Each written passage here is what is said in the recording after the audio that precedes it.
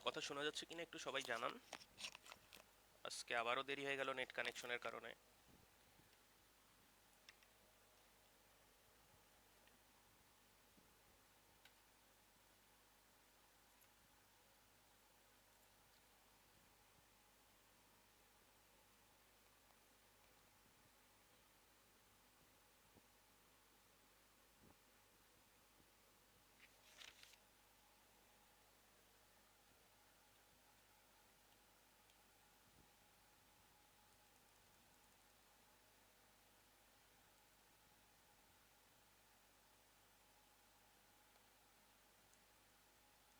আচ্ছা, আউযুবিল্লাহি মিনাশ শাইতানির রাজিম, বিসমিল্লাহির রহমানির রহিম। ভয়েস ঠিক আছে কিনা একটু জানান।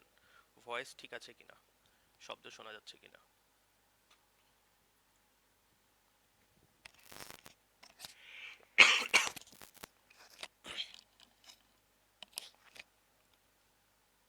আচ্ছা, দুইজন চলে আসছেন, একটু জানান যে ভয়েস ঠিক আছে কিনা। তাহলে শুরু করবো আজকে। ভয়েস ঠিক আছে কিনা।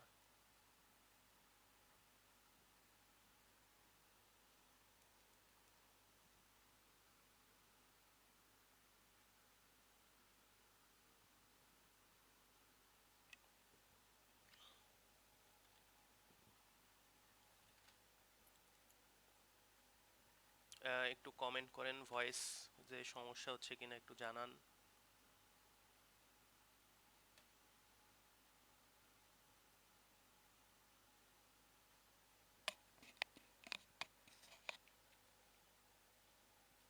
আচ্ছা, তাহলে শুরু করি। মনে হয় ভয়েস মনে হয় ঠিক আছে। আচ্ছা, গতদিন আমরা হচ্ছে ডেথ সম্পর্কে যে ইনিশিয়াল যে ধারণা, যে কিভাবে ডেথ ডায়াগনোসিস করব, ডেথের সংজ্ঞা কি, ডেথকে কিভাবে ক্লাসিফাই করা হয়, তারপরে আপনার যে এখানে যে স্টাডি অফ ফিল্ড যেটাকে থানাটোলজি বলা হয় এই সম্পর্কে কিছুটা জেনেছি। আহ, আর হচ্ছে এইটুকুই আমাদের আগের দিনের জানা ছিল। ইন্ট্রোডাক্টরি ক্লাস ছিল, একটা অল্পই পড়ানো হয়েছে। আর আপনার ইন্ট্রোডাকশন থেকে কিছু পড়াশোনা করা হয়েছে। তাহলে আজকে শুরু করি। আমরা ডেথ ডায়াগনোসিস করে ফেললাম, ঠিক আছে। এই পর্যন্ত আমরা মোটামুটি জানি যে ডেথ কিভাবে ডায়াগনোসিস করতে হয়। যে একটা সার্কুলেটরি সিস্টেমকে আমরা চেক করব 5 মিনিট ধরে 3 বার, এবং কি কি দেখব, পালস দেখি, ব্লাড প্রেশার দেখি, হার্ট সাউন্ড অসকালটেট করি, ইসিজি করে কনফার্মেশন করতে পারি এটা হার্ট কি আসলেই অকেজো হয়ে গেছে কিনা। রেসপিরেটরি সিস্টেম, সেভাবে আমরা প্রথমে রেসপিরেটরি মুভমেন্টটা চেক করব ইন্সপেকশনে। তারপর ব্রেথ সাউন্ড আছে কিনা আমরা অসকালটেট করব, এভাবে আমরা দেখতে পারি। এছাড়াও সিএনএস যেটা আমরা বলেছিলাম ব্রেন ডেথের সাথে সম্পর্ক, সেটাও আমরা দেখি। বিভিন্ন রিফ্লেক্স, তারপরে হচ্ছে আপনার পিউপিলের যে লাইট রিফ্লেক্সটা মেইনলি লাগে, তারপরে হচ্ছে আপনার ফ্লাসিডিটি, তারপরে আপনার অ্যানাস্থেশিয়া আছে কিনা, কোনো সেন্স পাচ্ছে কিনা, পারসেপশন হচ্ছে কিনা ব্রেনে, তারপরে একটা ফ্ল্যাট ইইজি যদি দেখি, সেটা দিয়ে আমরা কনফারেন্স করতে পারি, কিন্তু এটা সাধারণত করা হয় না। এইটুকুই তো আমরা জানলাম। এখন এখন সমস্যা হচ্ছে, আমরা বলেছিলাম আগের দিন এই পার্থক্যর সময় এইখানটা দেখেন যে সাসপেন্ডেড অ্যানিমেশনের সাথে এটাকে কনফিউজড হয়ে যেতে পারে কোনটা somatic death. Suspended animation, suspend মানে হচ্ছে থেমে আছে, সাসপেন্ড করে আছে। অ্যানিমেশন মানে কি? অ্যানিমেশন মানে হচ্ছে আপনার মুভমেন্ট। যে আমরা অ্যানিমেটেড ফিল্ম দেখি, এখানে আসলে মুভমেন্ট বোঝানো হচ্ছে না, আমি জাস্ট বোঝানোর জন্য বললাম যে আপনি মনে রাখতে পারেন যে সাসপেন্ডেড অ্যানিমেশন মানে অ্যানিমেটেড ফিল্মটা বন্ধ করে দেওয়া হয়েছে, এরকম সাসপেনশন করে দেওয়া হয়েছে, এরকম একটা অবস্থা। তাহলে আপনার মুভমেন্ট, তারপরে আপনার যে পারসেপশন, আপনার যে পারসেপশন হবে ব্রেইনে, কোনো ফিলিং পাবেন, সেটার বিনিময়ে আপনি একটা মুভমেন্ট করবেন শরীরের, বা কোনো একটা রিফ্লেক্স দিবেন, সেগুলো যদি বন্ধ হয়ে থাকে নর্মালি অবস্থায়, তাহলে তো আমি বুঝবো সেই মানুষটা মারা গিয়েছে। কিন্তু এটা কিন্তু মারা যায়নি। এটা আমরা কি বলেছিলাম যে সোমাটিক ডেথ হয় না, সেটাকেই সাসপেন্ডেড অ্যানিমেশন বলে। আচ্ছা, এটার আরো নাম আছে, আমরা আরো নামগুলো একটু ডিটেলস দেখে আসি। অ্যাপারেন্ট ডেথ, এটা মেইনলি অ্যাপারেন্ট ডেথ হিসেবেই সবাই চেনে। অ্যাপারেন্ট ডেথ, ডেথের মতো, অ্যাপারেন্ট অ্যাপারেন্ট একটা ডেথের কাছাকাছি পৌঁছে গেছে, এরকম একটা অবস্থা। বা এখানে বলা হচ্ছে আরো দুটো নাম আছে, ডেথ ট্রেন্স বা ক্যাটালেপসি। ডেথ ট্রেন্স বা ক্যাটালেপসি দুটো হচ্ছে। ট্রেন্স বলতে ঘোর, ঘোর দেখেন যে এই যে যারা মাদকাসক্ত, তারা দেখবেন যে একটা ঘোরে চলে যায়, মানে এলএসডি, সাধারণত এলএসডি নামটা আপনারা মেবি শুনেছেন, যে এটা খেলে মানুষরা দেখা যায় যে বিভিন্ন অঙ্গভঙ্গি করে, মনে হয় যে আসমানে উড়ে যাচ্ছে, এরকম একটা ঘোরে চলে যায়। এই ঘোরটাই হচ্ছে আপনার ডেথ ট্রেন্স। আচ্ছা, আপনারা কি শব্দ শুনতে সমস্যা হচ্ছে কিনা একটু বলেন। সমস্যা হওয়ার কথা না। আচ্ছা, আচ্ছা, তা এরকম একটা ঘোরে চলে যাচ্ছে, মৃত্যুর ঘোরে চলে যাচ্ছে, আসলে মৃত্যু না কিন্তু একটা ঘোর ঘোর অবস্থায় আছে, তার মানে সেম জিনিস। ক্যাটালেপসিটাও এরকম। ক্যাটালেপসিটা শব্দটাও আমরা ঘোর হিসেবে ইউজ করে থাকি এই এলএসডি খেলে যেটা হয়, যেটা বললাম হ্যালুসিনোজেন্স বলা হয় এটাকে। ঠিক আছে, এখন হচ্ছে আমরা এখানে প্রথমে দেখলাম যে the end the of somatic death হিসেবে এটা কিন্তু আমাদের মিস রিপ্রেজেন্ট হতে পারে। এর কারণে error in the diagnosis of death, এটার থেকে আমাদের বাঁচার জন্য আমাদের এইটা একটু ডিটেলসে বুঝতে হবে যে আসলে কি আমরা ডেট ডিক্লেয়ার করে দিলে সমস্যা হতে পারে। সেই ক্ষেত্রে আমাদের তো বুঝতে হবে যে এখানে কি। আচ্ছা দেখেন, সংজ্ঞাটা যদি বাংলা না, প্রথমে একবার দেখেন, পড়ে দেখাই। Apparent death or suspended animation is the condition in which signs of life are not found, এমন একটা অবস্থা যেখানে আপনার সাইন অফ লাইফ বলতে ওই যে আমরা ডেট ডায়াগনোসিস করার সময় যে সাইনগুলো দেখি ওইগুলোই ভাইটাল সাইন্স বলা হয়। তা পালস পাচ্ছি না, রেসপিরেটরি রেট দেখছি যে নাই কিছুই, 0 per minute, তাহলে এগুলো হচ্ছে signs of life are not found as the function are interrupted by interrupted for some time or are reduce to minimum. তার মানে কি বলছে ফাংশন, কারণ আপনার ওই যে বিশপ স্ট্রাইপট অফ লাইফের যে তিনটা যে আপনার সিস্টেম আছে, সার্কুলেটরি সিস্টেম, তারপর রেসপিরেটরি সিস্টেম, তারপর হচ্ছে সেন্ট্রাল নার্ভাস সিস্টেম, এদের যে ফাংশন সেটা ইন্টারাপ্টেড মানে বাধাগ্রস্ত হচ্ছে কিছুক্ষণের জন্য, for some time, and are reduce to a minimum, অথবা অথবা কি হতে পারে, অথবা এই ফাংশনটা একদম মিনিমামে চলে আসছে। মানে ম্যাক্সিমাম বলতে আপনি এই দেখেন, আমি চেস্টে একদম ফুলিয়ে শ্বাস নিলাম মানে ডিপ ব্রেথ, আর এটা একদম মিনিমামে চলে আসবে, মানে আপনার ডিপ ব্রেথের একদম -180 ডিগ্রি যেটা হবে, মানে একদমই মুভমেন্টই পাচ্ছেন, একদম ডিমিনিশড মুভমেন্ট রেসপিরেটরি, সেরকম একটা অবস্থায় চলে আসবে। এটা বোঝাচ্ছে ভাইটাল যে সাইনগুলো সেটা কমে আসবে। Through the though though the person is still alive, যদিও পারসনটা বেঁচে আছে এখনো। তার মানে তিনটা ভাইটাল কথা। এক নাম্বার, আপনি হচ্ছে সাইন অফ লাইফ পাবেন না। কেন পাবেন না সেটা বলবেন। দুই নম্বরের কারণ হচ্ছে ফাংশন হচ্ছে কিছু সময়ের জন্য ইন্টারাপ্টেড হয়েছে অথবা রিডিউস হয়ে গেছে, ডিমিনিশ হয়ে গেছে ফাংশনগুলো। এবং লাস্টে অবশ্যই বলতে হবে কিন্তু পার্সনটা ইজ স্টিল অ্যালাইভ। এই হচ্ছে আপনার বাংলা ভাষায় বোঝানো। এখন দেখেন এখানে একটা সাইন অফ লাইফ কেন কিছুক্ষণের জন্য পাওয়া যায় না সেটা একটু লেখা আছে। এই যে vital function of the body, এই সময় আপনি যখন ডেথ ট্রেন্স অবস্থায় থাকবেন বা হচ্ছে অ্যাপারেন্ট ডেথ হিসেবে থাকবেন, তখন হচ্ছে আপনার বডির ফাংশনগুলো, ভাইটাল ফাংশন বলতে পালস, তারপর রেসপিরেশন, তারপর আপনার ওই যে রিফ্লেক্সেসগুলো, এগুলো হচ্ছে ভাইটাল ফাংশন। আমরা ওই যে ভাইটালস দেখি, দেখবেন যে আপনার ক্লিনিক্যাল ওয়ার্ডে যখন যাবেন, ওয়ার্ডে গেলে আপনার কি বলে, ওই যে আমরা জেনারেল এক্সামিনেশন করি ওর সময় কিন্তু আমরা কয়েকটা ভাইটালস দেখি। কি কি দেখি আপনারা একটু কমেন্ট করেন তো, কি কি দেখি আমরা ভাইটালস। আপনাদের দেখবেন যে 27 থেকে 28টা পয়েন্ট এরকম টানা মুখস্থ থাকা লাগবে আপনার জেনারেল এক্সামিনেশন সময়। এটা হচ্ছে আপনার পয়েন্টস। আর আবার তো আমরা হেড টু টো করি, ওইটা আলাদা। একই জিনিস, জেনারেল এক্সামিনেশন হেড টু টুই করা লাগে, কিন্তু আমাদের 27টা পয়েন্ট হচ্ছে মনে রেখে ওইভাবে আমাদের স্যারদের কাছে প্রেজেন্টেশন করা লাগে। ওর মধ্যে মেবি 5টা আপনার ভাইটালস। এই ভাইটালসগুলো আপনারা বলেন ভাইটাল সাইন কি কি, আপনারা কমেন্ট করেন যে কি কি ভাইটাল সাইন আপনারা দেখেছেন এই পর্যন্ত ওয়ার্ডে। আচ্ছা, এই vital function of the body maintain থাকবে লো পিচ মানে হচ্ছে লোয়ার লেভেলে মেইনটেইন থাকছে, and reduce to a minimum for some time that they could not be detected by routine examination. এই একই কথাই বলছে যে ইন্টারাপ্টেড ফর সাম টাইম, মানে এই আপনার যে ভাইটাল ফাংশনগুলো এইগুলো একদম লোয়ার লেভেলে মেনটেন থাকবে। এর কারণে আমরা নর্মাল ক্লিনিক্যাল এক্সামিনেশন দিয়ে ওদেরকে পাবো না। মানে আপনার ব্লাড ফ্লোটা এতই আসতে হচ্ছে, আপনি এভাবে যে পালসটা দেখবেন, আপনি পালসের কোনো স্পন্দনই পাবেন না। আপনার ব্লাড ফ্লোটা এতই, প্রেশারটা এতই কম যে আপনি ব্লাড প্রেশার মেশিন দিয়ে সেটা ডিটেক্ট করতে পারবেন। এই কথাটা আমি বললাম। কেন বললাম, কারণ এই যে এখানে মেকানিজমটা, এবার আসি মেকানিজমটা কি বলছে। এই দেখেন, ওইটুকু জানা থাকলে মেকানিজমটা আপনার ইজিলি বুঝতে পারবেন। দেখেন, vital function of the body are maintain at the lower pace, reduce to a minimum. কেন? কারণ হচ্ছে দেখেন, metabolic rate are greatly reduced. আপনার বডির মেটাবলিক রেট বলতে আপনি যে এটা বিভিন্ন গ্লাইকোলাইসিস করেন, তারপরে বিভিন্ন অক্সিডেশন করে আপনি কি তৈরি করেন, এটিপি তৈরি করেন। এই এটিপি হচ্ছে আপনার মেটাবলিজম হেল্প করবে। দেখা যাবে এটিপি এত পরিমাণে কমে যাচ্ছে বডির থেকে যে আপনার এই যে মেটাবলিজম একদম নিম্ন লেভেলে চলে আসবে। এর কারণে এই কথাটা বলেছে গ্রেটলি রিডিউস। কোন কোন কারণে আসবে একটু পরে আসছি, কোন কোন কারণে এরকম মেটাবলিক রেট কমে যাবে, সেই কারণেই আমরা এই সাসপেন্ডেড অ্যানিমেশন পাবো। আচ্ছা, এরপর দেখেন, মেটাবলিক রেট গ্রেটলি রিডিউসড হয়ে যাবে, মিনিমাম বডি ফাংশন আর মেইনটেইনের ডিজলভ অক্সিজেন। এই কথাটা খুবই ইম্পর্টেন্ট। তাহলে আপনি বলবেন যে তাহলে এটিপি তো হচ্ছে না ভালো মতো তৈরি, তাহলে বেঁচে আছে কিভাবে? এটিপি তৈরির জন্য আমরা জানি যে অক্সিজেন লাগে, আর হচ্ছে অক্সিজেন থেকে এটিপি তৈরি হয়। ওই সেই ব্লাডের ভেসেলের মধ্যে যেইটুকু অক্সিজেন আছে আরবিসির হিমোগ্লোবিনের মধ্যে, সেইটুকু দিয়েই সে বডিটাকে মেনটেন করার চেষ্টা করছে। কারণ কি? কারণ তার রেসপিরেশন কমে আসছে। সে যদি রেসপিরেশন কমে আসে এমন পরিমাণে যে আপনি দেখতেই পাচ্ছেন না, তার মানে তো সে শ্বাস ওইভাবে নিচ্ছে না। তাও বেঁচে দেখা যাচ্ছে তার লাইফের আছে। আমরা যদি ইসিজি করি, ইইজি করি, সেটা কিন্তু পাবো লাইফ আছে। তার মানে কি? তার মানে তার অক্সিজেন অল্প পরিমাণে ঢুকছে এবং আমার বডির মধ্যে ব্লাড ভেসেলের মধ্যে ডিজলভ অক্সিজেন থাকে হিমোগ্লোবিনের সাথে বাইন্ড অবস্থায়, অথবা হচ্ছে আপনার এই যে আপনার গ্যাস অবস্থায়, ডিজলভ অবস্থায়। সেই সেই অক্সিজেনগুলো আপনার হচ্ছে এই ভাইটাল সাইন একদম নিম্নমাত্রায় মেনটেন করতে হেল্প করছে। এই কথাটাই এখানে বলা হয়েছে যে আপনার ডিজলভ অক্সিজেনের সাহায্যে এই মেটাবলিক রেটটা খুবই কমে যাবে। এর কারণে এই ডিজলভ অক্সিজেনই এই অল্প রেটের মেটাবলিজমকে মেনটেন করতে পারবেন। আপনি তো এই ডিজলভ অক্সিজেন দিয়ে দৌড়াদৌড়ি করতে পারবেন না। এটাই বোঝানো হচ্ছে যে গ্রেটলি রিডিউস হবে। তখন কি হবে দেখেন, ভাইটালস পাওয়া যাবে না ক্লিনিক্যাল এক্সামিনেশনে, এবং মানুষজনরা মানে ডাক্তাররাই হচ্ছে কনফিউজড হয়ে যাবে যে উনি মৃত্যুবরণ করছে, বা সোমাটিক ডেথ, সিস্টেমিক ডেথ। ঠিক আছে, এইটাই হচ্ছে অ্যাপারেন্ট ডেথ। এরপরে আমরা কি করব? অ্যাপারেন্ট ডেথের রোগীকে আমরা যদি রিসাসিটেশন করি, মানে অক্সিজেন ফ্লো দিই, অক্সিজেন দিয়ে দিলাম ভেন্টিলেটরে, তারপরে আমরা চেস্ট কম্প্রেস করে দিলাম, কার্ডিয়াক মেসেজ করে দিলাম, তাহলে দেখা যাবে রিসাসিটেশন করার ফলে সেই ফাংশনগুলো আবার ফেরত আসছে।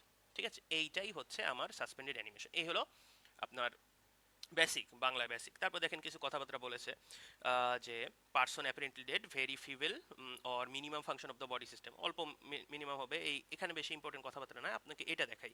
এই যে মেটাবলিক, এই যেটা, হ্যাঁ, freezing of the body.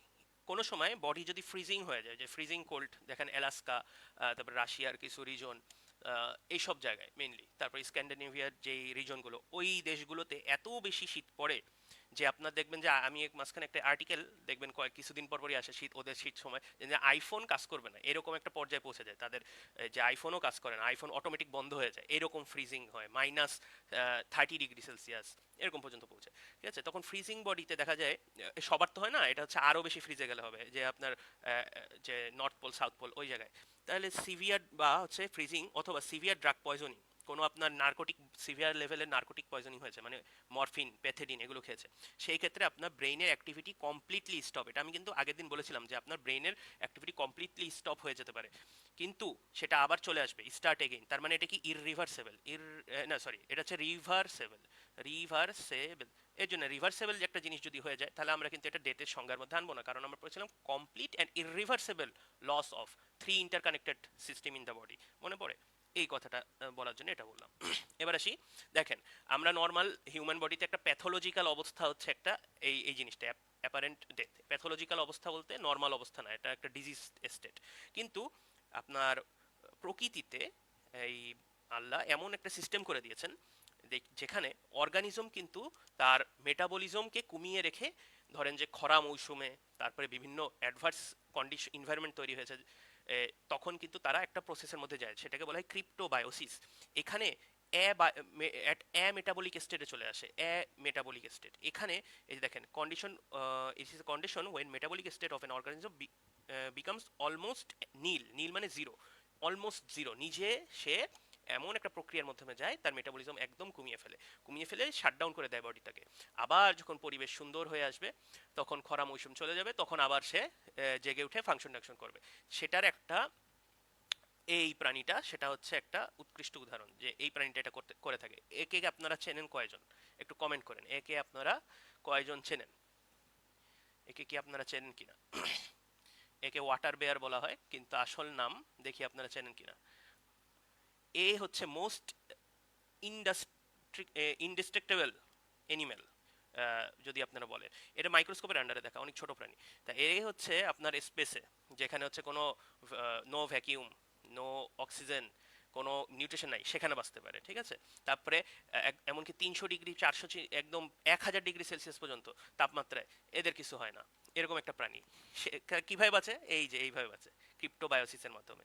Just জানার জন্য, এখান থেকে কিছু লাগবে না, এইটুকু আপনারা যদি জেনে থাকেন। আচ্ছা, আমি কমেন্ট দেখতে পাচ্ছি না আপনাদের।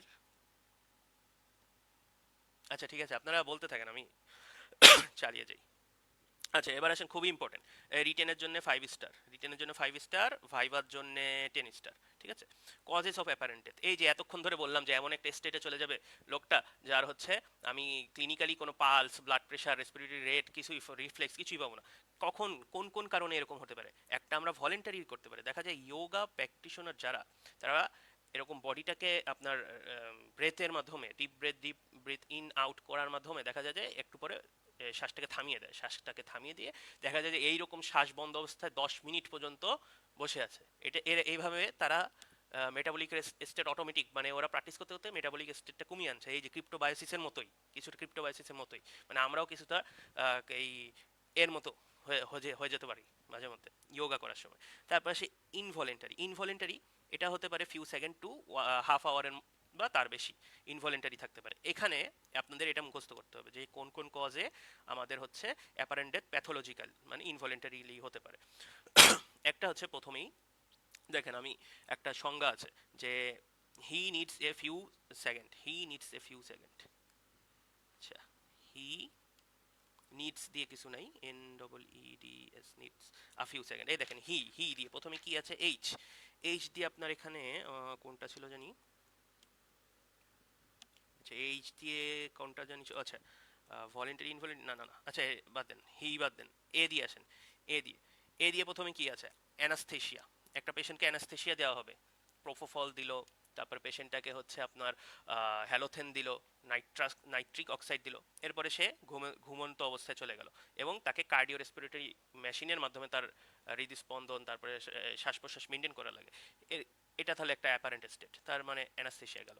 এরপর এফ দিয়ে আসেন, এফ দিয়ে এখানে কি আছে, এফ দিয়ে এই যে ফ্রোজেন কোমা, এই যে একটু আগে পড়েছে যে এত বেশি শীত পড়ে যে ব্রেন ফ্রিজ হয়ে যায়, ব্রেন ফ্রিজ হয়ে গেলে সে ব্রেনের অ্যাক্টিভিটি একদম বন্ধ হয়ে যায়, কিছুক্ষণ পর চালু হয়ে যায়।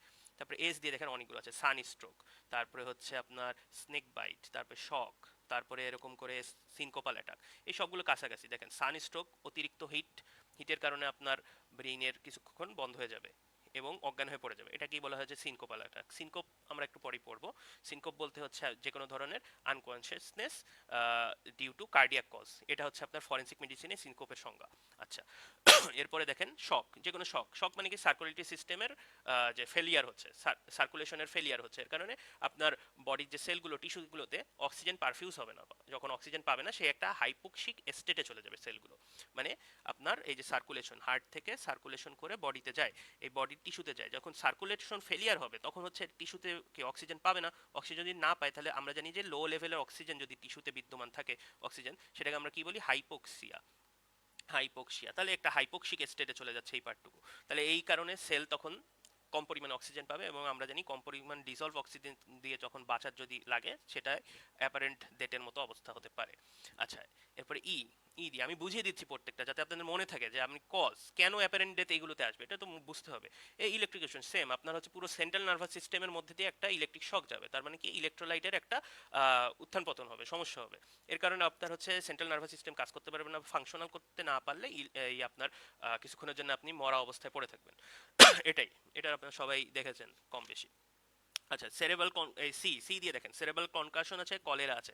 কলেরাতে একজন পেশেন্ট যে পরিমাণ ডেফিকেশন করা লাগে, এটাকে বলা হয় হচ্ছে রাইস ওয়াটারি স্টুল, পাস হতেই থাকবে, পাস হতেই থাকবে, বডিটা ডিহাইড্রেটেড হয়ে যাবে, আপনার বডির কোনো শক্তি নেই, আপনি কিভাবে উঠা নামা করবেন, ওই রকম অবস্থায় পৌঁছে যাবে, সাসপেন্ডেড অ্যানিমেশন অবস্থায় পৌঁছে যাবে।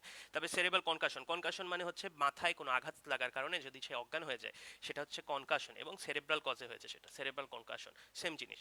এরপরে আসেন এন, এন দিয়ে কি কি আছে, নার্কোটিক পয়জনিং, নার্কোটিক পয়জনিং অনেকবার বলেছি, এটা হচ্ছে মরফিন, প্যাথেডিন, ওপিওয়েড খেলে, ওপিওয়েড, ওপিওয়েড হচ্ছে আপনার ব্যথার ওষুধের সমষ্টি, অনেকগুলো একই ধরনের ইফেক্ট দেয়, মরফিনের মতো ইফেক্ট দেয়, তাদেরকে ওপিওয়েড বলা হয়।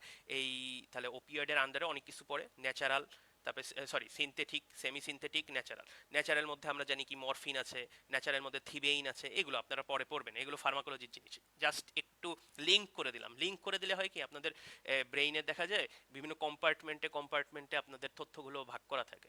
তা আপনারা যদি লিঙ্ক না করতে পারেন কখনোই এটা মনে রাখা স্ট্রং হবে না মেমোরিটা। মেমোরির আমাদের যে একজন আছে, এই একজনগুলো দেখা যায় যে বিভিন্ন ব্রাঞ্চিং প্যাটার্নে মেমোরি তৈরি করতে পারে নতুন করে। আবার ডেনড্রাইট এবং এক্সনের মধ্যে যে কানেকশনগুলো হয়, সিনাপস হয়, এর মাধ্যমে নতুন নতুন সুন্দর মেমোরি তৈরি হয়। কিন্তু মেমোরি তৈরি করা আর স্ট্রং করা আলাদা।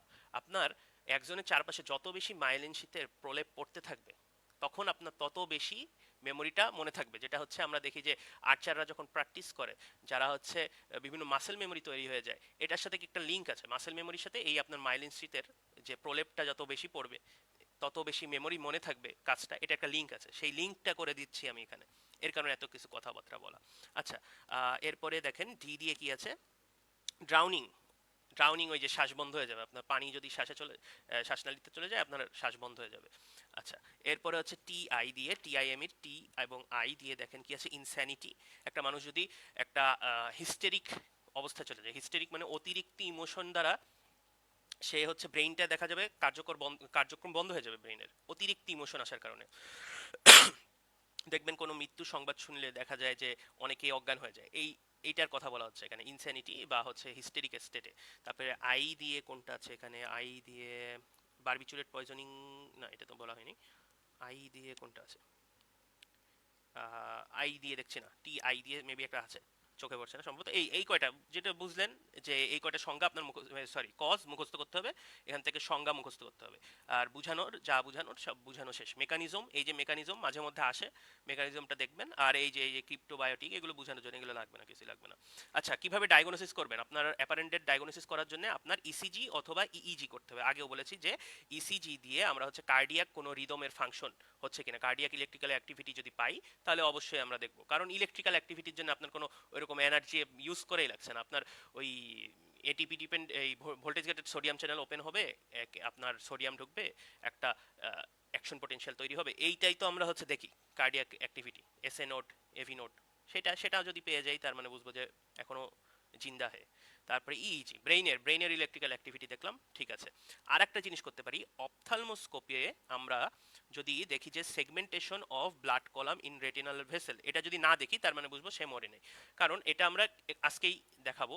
পোস্টমর্টেম চেঞ্জের কিছু হয় আর্লি চেজ, কিছু হয় ইন্টারমিডিয়েট, কিছু হয় লেট। এই ইন্টারমিডিয়েট চেজে আমরা চোখে কিছু পরিবর্তন পাই মৃত্যু হওয়ার পর, মানে মৃত্যু যখন কনফার্ম হয়ে গেছে, তখন বডি তো ডিকম্পোজের মাধ্যমে যাবে। আমরা জানি যে পোস্টমর্টেম কিছু চেঞ্জ হয়, আপনার আস্তে আস্তে ডিকম্পোজিশন হবে। তো এর মধ্যে আপনার ইন্টারমিডিয়েট কিছু চোখে চেঞ্জ পাবো আমরা, চোখের মধ্যে ফান্ডোস্কোপিক, এই যে অপথ্যালমোস্কোপ বা ফান্ডোস্কোপ যাই বলেন, এটা দিয়ে অপথ্যালমোস্কোপ দিয়ে চোখের মধ্যে, চোখের মাইক্রোস্কোপ এক কথায়, চোখের মাইক্রোস্কোপ দিয়ে আমরা দেখবো যে আপনার রেটিনাল ভেসেলগুলো এরকম থাকে। আপনার এখানে একটা ফোভিয়া থাকে, মানে আপনার যে চোখের, আমি যখন দেখবো তখন এখানে একটা ফোভিয়া পাবো, এখান থেকে কি অনেক ভেসেল এরকম বেরোয় আসছে, মানে কি রেটিনাল আর্টারি। আর কিছু লম্বা লম্বা নীল কালারের কিছু পাবো হালকা, ওটা হচ্ছে রেটিনাল ভেসেল।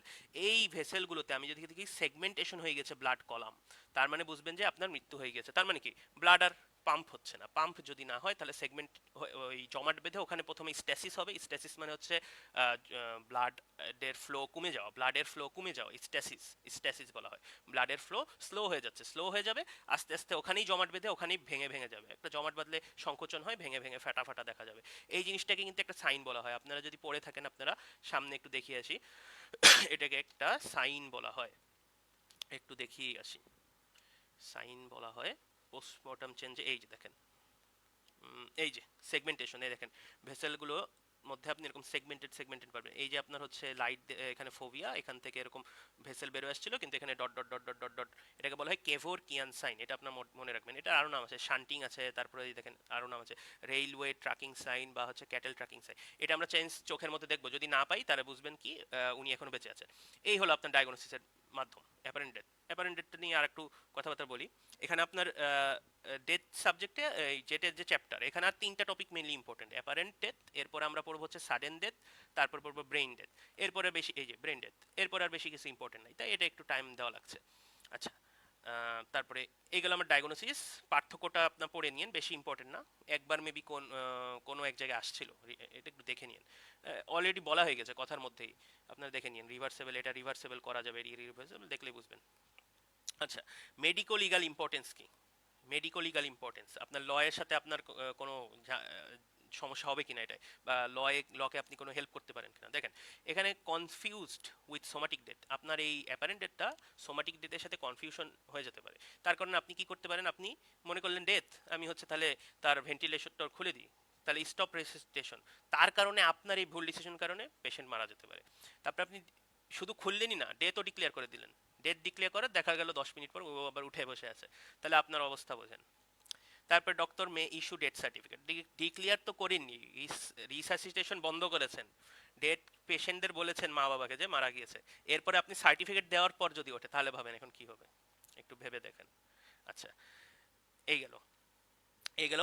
আর হচ্ছে কনফিউশন আমরা ডিফারেন্সিয়েট করি ইইজি দিয়ে।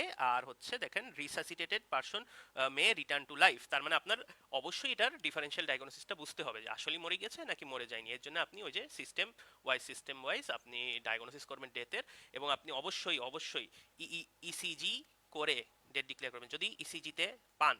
কারণ ইসিজিতে পাবেন, আপনার হার্ট চললে ইলেকট্রিক রিদম তৈরি হবে এবং আপনি পাবেন, তখন আপনি আবার রিসাসিটেট করবেন, এই যে কার্ডিয়াক মেসেজ দিবেন, তারপর হচ্ছে ইলেকট্রিক্যাল স্টিমুলেশন দিবেন, আর্টিফিশিয়াল রেসপিরেশন দিবেন, পেশেন্ট আবার জেগে উঠবে। এই এখন দেখেন create suspension with pre mature disposal of body, ঠিক আছে, মানে প্রি ম্যাচিওর বারিয়াল করে দিতে পারে। শুধুমাত্র আপনি রিসাসিটেশন বন্ধ করেননি, আপনি ডিক্লেয়ারও করেছেন ডেথ, আপনি ডেথ সার্টিফিকেট দিয়েও ফেলেছেন, এরপরে বডিটা নিয়ে গিয়েছে হচ্ছে আপনার কবর দেওয়ার জন্য, তখন উঠে বসেছে, তাহলে বোঝেন কি অবস্থা, আরো আরো খারাপ অবস্থা।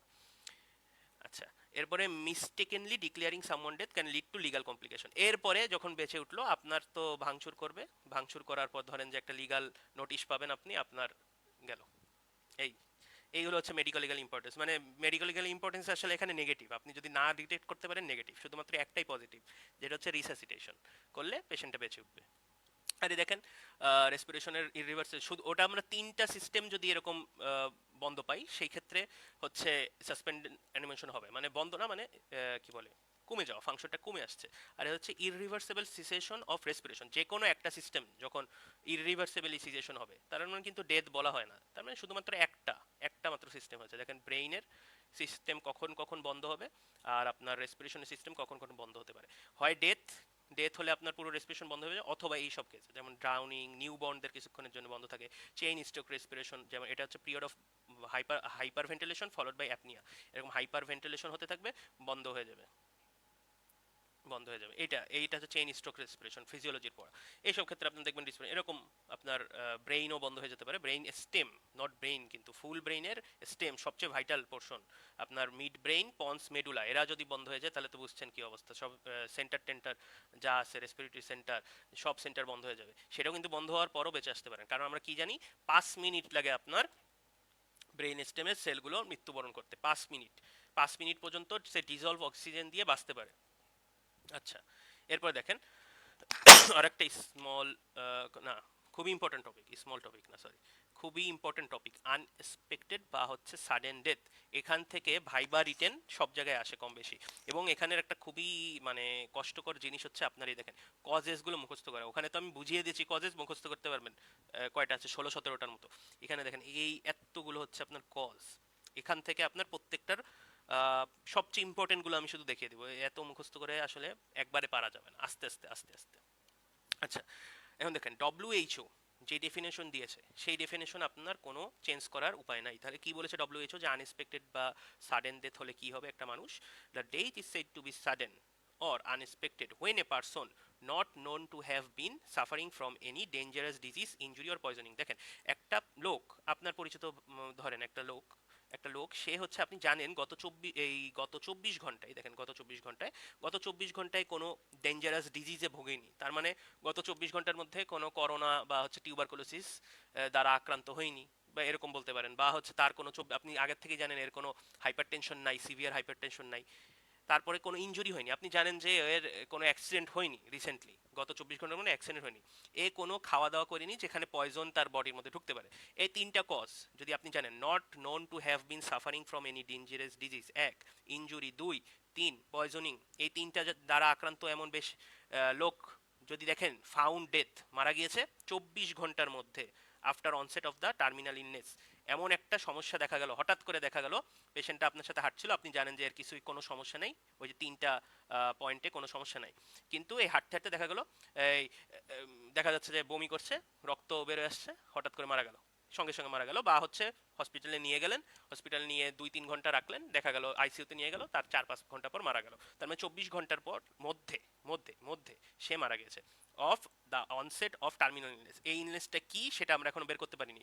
ইলনেসটা আমরা কি আকারে দেখেছিলাম, আপনার সাথে হাঁটছিল, হাঁটতে হাঁটতে বমি করেছে, রক্ত বমি করেছে, আলটিমেটলি সে হসপিটালে নেওয়ার পর মারা গেছে। এইটা সেই টার্মিনাল ইলনেস। এটা কোন ইলনেস সেটা হচ্ছে আমরা মরে যাওয়ার পরই বের করতে পারি, তার আগে আসলে বের করা ওইভাবে যায় না, কারণ এটা কি সাডেন ডেথ। সাডেন ডেথ দেখেন, সাডেন ডেথ 10% অফ অল ডেথের আপনার ইনসিডেন্টস হিসেবে কাজ করে। সব পুরো পৃথিবীতে ধরেন যে আজকে 100 জন মরেছে, পুরো পৃথিবীতে 10 জন এরকম কারণে মরেছে যে হাঁটতে হাঁটতে মারা গিয়েছে, ঘুমের ঘরে মারা গিয়েছে, এরকম, বুঝেছেন? এটা সাডেন ডেথ।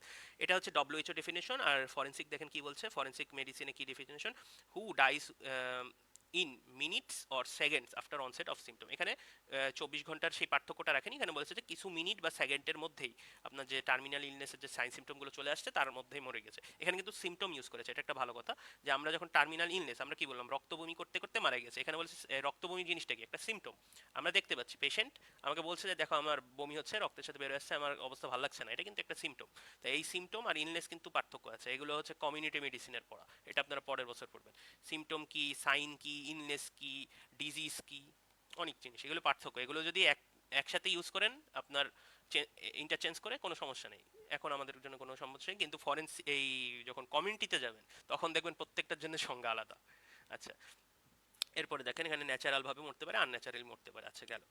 আর এখান থেকে ইম্পর্টেন্স যেটা, এখানে এইটুকু আপনাদের একটু বাংলায় দেখিয়ে দিই, এটা একটু রিটেনের জন্য মাঝে মধ্যে আসে, যে necessity of doing autopsy in sudden death. আমরা এই যে সাডেন ডেথ হয়ে পেশেন্ট মারা গেল, আপনার হসপিটালে নিয়ে আসছিল, মারা গেল, এখন আপনি অটোপসি করবেন, এটার ইম্পর্টেন্সটা কি, কেন আমার অটোপসি করতে হবে? কারণ আপনার large error rate in death certificate, আপনি ওই মরার সময় যে মরে যাওয়ার পর, যে পেশেন্টটা মরে যাওয়ার পর ডেথ সার্টিফিকেট লিখলেন, ডেথ সার্টিফিকেটে আপনার কজ অফ ডেথ লেখা লাগে। এই কজ অফ ডেথে দেখা যায় যে ম্যাক্সিমাম টাইমে ভুল হয়। এই দেখেন কি বলেছে, 25 থেকে 60% ভ্যারিয়েশন থাকে ক্লিনিক্যালের প্রিজামটিভ ডায়াগনোসিস আর ডেথের আসল কজ অটোপসিতে যেটা ধরা পড়ে। 25 থেকে 60% কারণে। রক্তবমির প্রচুর কজ আছে। রক্তবমির ইংলিশ কি, রক্তবমির ইংলিশ আপনারা হচ্ছে কমেন্টে জানান, রক্তবমির ইংলিশ কি। এটার আপনার এই যে বমির সাথে যে রক্ত বেরোচ্ছে এটার কি কি বলে, ভমিটিং আউট অফ ব্লাড, এটার ইংলিশ ফর্মটাকে বলেন। তাহলে সেটা দেখে আমি অনেক কজ বের করতে পারি, তার সাথে মিলিয়ে ঝুলিয়ে আমি একটা ডেট তো সঙ্গে সঙ্গে দিতে হয়, ডেথ সার্টিফিকেট। পেশেন্ট তো মানে ক্যাডেভার থাকা অবস্থায় তো পেশেন্টের যে এটা নিয়ে যাবে কবর দেওয়ার জন্য, তাই না, আত্মীয় স্বজনরা, তা আমরা তো একটা দিয়ে দিব, তখন দেখা যাবে এই ক্লিনিশিয়াল একটা প্রিজামটিভ একটা গেস করে একটা ডায়াগনোসিস লিখে দিবে, কিন্তু অটোপসি করার পর দেখা যায় যে অনেক পার্থক্য। এটাই আসলে বোঝানো হচ্ছে এখানে, যে কেন নেসেসিটি, তখন দেখা যাবে যে আসল কজ অফ ডেথটা বেরোয় আসতে পেরেছে। এইটাই, এটা একটু জানানোর জন্য। আর মেডিকো লিগাল ইম্পর্টেন্সটা কি আসলে এখানে এখানে পড়ে নিয়ে, এটা আসলে বোঝানোর দরকার নেই। দেখেন, not possible to clarify the cause of death, এটা আমরা হচ্ছে দেখা যায় যে মেইন কজটা বের করতে পারি না অটোপসি ছাড়া। তারপরে অটোপসি নেসেসারি লাগে। Unnatural death for escaping investigation, ধরেন যে আপনাকে সকালবেলা খাওয়ার মধ্যে একটু পয়জন মিশিয়ে দিয়েছে, একটু পয়জন মিশিয়ে দিয়েছে, আপনি এখন কি করবেন? আপনি তো কিছুই বুঝছেন না, দুপুরবেলায় মারা গেলেন। তখন এই যে পয়জনটা এটা যদি না ধরা পড়ে ব্লাডের মধ্যে ওইভাবে, ট্রেস লেভেলে, ট্রেস অ্যামাউন্ট খুবই অল্প অ্যামাউন্টে আছে, আপনি অটোপসি করলেই শুধুমাত্র ধরা পড়বে। এটা বোঝানো হচ্ছে যে আপনার ডেথ এসকেপিং ইনভেস্টিগেশন হতে পারে। আনন্যাচারাল ডেথ, আনন্যাচারাল ডেথের মধ্যে সুইসাইডাল, তারপরে আছে কি হোমিসাইডাল, আর হচ্ছে অ্যাক্সিডেন্টাল। এই হোমিসাইডালটা হচ্ছে পয়জনিং হিসেবে আপনাকে একজন দিয়েছিল, ওইটা ধরা পড়ে যাবে, ঠিক আছে। এরপর হচ্ছে doctor issue death certificate risk of being accused of accessory to crime. এখন দেখেন আপনি আরেকটা লিগাল জটিলতায় পড়তে পারেন, যে আপনি ডেথ সার্টিফিকেটে ভুল দিয়েছেন, এই যে এখানে বলাই আছে যে 25 থেকে 60% টাইম ভুল হবে, এটা তো বের করা সম্ভব না অটোপসি, অটোপসি ছাড়া একদম 100% গ্যারেন্টি দিয়ে তো বের করতে পারবেন না। তখন কি হবে, আপনার নামে কিন্তু মামলা হয়ে যেতে পারে, যে অ্যাক্সেসরি টু ক্রাইম, ও হচ্ছে দোষ লুকানোর জন্য, দোষ লুকানোর জন্য এই ভুলভাল সার্টিফিকেট বানিয়ে দিয়েছে। এইগুলো হচ্ছে মেডিকেল লিগাল সিগনিফিকেন্স। এবার আসেন কজ, কজের মধ্যে সবচেয়ে বেশি যেটা আসে বারবার ঘুরে ফিরে, most of the time cardiovascular সিস্টেমের কজ, 50% আপ টু, দেখেছেন এখানে কি বলেছে, কমনেস্ট কজ অফ ডেথ এবং এর মধ্যে মোর দেন 75 পার্সেন্টই দেখবেন হচ্ছে করোনারি আর্টারি ডিজিজের কারণে। এই যে ন্যারোয়িং অফ করোনারি আর্টারি এ দেখেন এরকম করোনারি যে একটা আঁকা আছে এটাই দেখেন, এই দেখেন করোনারি আর্টারি, এটা হচ্ছে আপনার এখানে প্লাক তৈরি হলো, মানে কি অ্যাথেরোমাটাস প্লাক তৈরি হয়েছে। এই প্লাক হওয়ার কারণে আপনার যে হার্টের সাপ্লাই, আপনার হার্টের কিরকম থাকে, এরকম ধরেন যে হার্টটা দেখাই এখানে, এই এই এই আপনার এইগুলো কি, এখান থেকেই বের হয়ে গেল লেফট সার্কামফ্লেক্স অ্যান্টেরিয়র এন্ড এখানে, তারপর হচ্ছে রাইট করোনারি আর্টারি। তাহলে এইগুলোর মধ্যে কোনো একটা মেজর ভেসেলে এরকম একটা অবস্থা চলে আসছে। এই অবস্থা আসার কারণে ব্লাড সাপ্লাই কমে যাচ্ছে। প্রথমে কি হবে, অ্যানজাইনা হবে, বুকে পেইন হবে, সেটার আবার টাইপ আছে। আনস্টেবলে যখন পৌঁছে যাবে, আনস্টেবলটা আলটিমেটলি হার্ট অ্যাটাকের দিকে নিয়ে যাবে, যেটাকে বলি এমআই, অ্যাকিউট মায়োকার্ডিয়াল ইনফ্রাকশন। এই অ্যাকিউট মায়োকার্ডিয়াল ইনফেকশনই হচ্ছে একটা করোনারি আর্টারি ডিজিজ। বুঝেছেন? এটা হচ্ছে most common cause of sudden death. এইটুকু বেসিক। আচ্ছা, এই কজগুলো আসলে আপনার মুখস্থ করে নিন, ঠিক আছে? কজ, কার্ডিওভাস্কুলার কজ কি কি, করোনারি আর্টারি ডিজিজ আছে, এই দেখেন অনেক অ্যানজাইনা, ওর কারণে অ্যানজাইনা ডেভেলপ করবে। আপনার মায়োকার্ডিয়াল ইনফ্রাকশন যদি আপনার ভেন্ট্রিকল রাপচার হয়ে যায়, সেই কারণে হিমোপেরিটোনিয়াম হয়ে যাবে। হিমোপেরিটোনিয়াম হলে কার্ডিয়াক টেম্পোনেট ডেভেলপ করে। এটা আপনার আগের বছর পড়েছেন অ্যানাটমিতে, কার্ডিয়াক টেম্পোনেট কখন হয়, কেন হয়। তারপরে দেখেন আর কি কি কজ ইম্পর্টেন্ট যা যা দেখছি, দেখেন কারোর জন্মগতভাবে যদি কনজেনিটাল হার্ট ডিজিজ থাকে, যেমন হচ্ছে টেট্রালজি অফ ফ্যালট, আপনারা পড়েছেন অ্যানাটমিতে, এই যে 4টা কম্পোনেন্ট আছে টেট্রালজি অফ ফ্যালটে, এগুলো থাকলে মারা যেতে পারে। টেট্রালজির পরে কি আছে বলেন তো, আপনারা কি জানেন কিনা কমেন্ট করেন তো, যে জানে সে হচ্ছে অনেক বেশি জানে আসলে। দেখেন টেট্রালজির পর পেন্টালজি আছে, আর টেট্রালজির আগে ট্রাইলজি অফ ফ্যালট আছে। এই টেট্রালজির আর পেন্টালজির কি আছে, পেন্টালজির কম্পোনেন্ট কি আপনারা জানেন কিনা একটু বলেন। সাইড ট্র্যাক হয়ে গেলাম, তাও একটু দেখি কে কে জানে। আচ্ছা, acute endocarditis, acute myocarditis, inflammation হয়েছে আপনার 3টা লেয়ারে, এই যে কনস্ট্রাকটিভ পেরিকার্ডাইটিস, এগুলোর কারণে মারা যেতে পারে। Infective heart disease, rheumatic heart disease, এগুলো মুখস্থ করতে হবে, এগুলো বুঝে বুঝে দেখেন, আমি এখানে কিন্তু বুঝিয়ে দিয়েছি। দেখেন আপনার এই যে ভেসেলজনিত তিনটা কজ কি কি আছে, coronary artery disease, coronary artery embolism, atherosclerosis, artery disease same, এর জন্য একটার মধ্যে রাখলাম আর্টারি এম্বোলিজম, আর্টারিয়াল হাইপারটেনশন। তাহলে আপনার ভেসেল সম্পর্কে 3টা এরকম। অ্যাওর্টা নিয়ে 2টো পাবেন, তারপরে হচ্ছে মেইন, যেটা হচ্ছে মেইন ব্রাঞ্চ, যেগুলো আর্চ অফ অ্যাওর্টা থেকে বেরোয়, 3টা বেরোয়, তাকে নিয়ে 2টো পাবেন। এরকম করে আমি সুন্দর করে ছবি দিয়ে বুঝিয়ে দিয়েছি। এগুলো নিয়ে আপনার পড়ে ফেলবেন। দেখি একটু একটু জাস্ট বার্ডস আই ভিউতে যাই। রেসপিরেটরি সিস্টেমে দেখেন কি কি আছে, ব্রোঙ্কাইটিস, ইনফ্লামেশন হয়েছে ব্রোঙ্কাসের, তারপর ব্রোঙ্কো নিউমোনিয়া, এখানে নিউমোনিয়া হয়েছে, লোবার নিউমোনিয়া, ব্রোঙ্কো নিউমোনিয়া। আচ্ছা, তারপরে হচ্ছে এয়ার এম্বুলিজম হয়েছে আপনার এখানে, কি বলে, এয়ার কোনোভাবে ব্লাডের মধ্যে ঢুকে গিয়েছিল, ব্লাডে ঢোকার মাধ্যমে আপনার ব্লাড ভেসেল ব্লক করে দিয়েছে, এয়ার এম্বুলিজম। এর কারণে ব্লাড ভেসেল যদি বন্ধ করে দেয়, এখানে ব্লাড সাপ্লাই কমে যাবে, ইনফ্রাকশন হবে, মানে ওখানে সেলগুলো মারা যাবে। এটাই বোঝাচ্ছে যে এয়ার এম্বুলিজম অ্যান্ড ইনফ্রাকশন। আবার শুধু air embolism, acute oedema of glottis, আপনার এই যে গলার এই চারপাশে যদি অ্যাকিউট এডিমা হয়, শ্বাস নিতে পারবেন না, মারা যাবেন।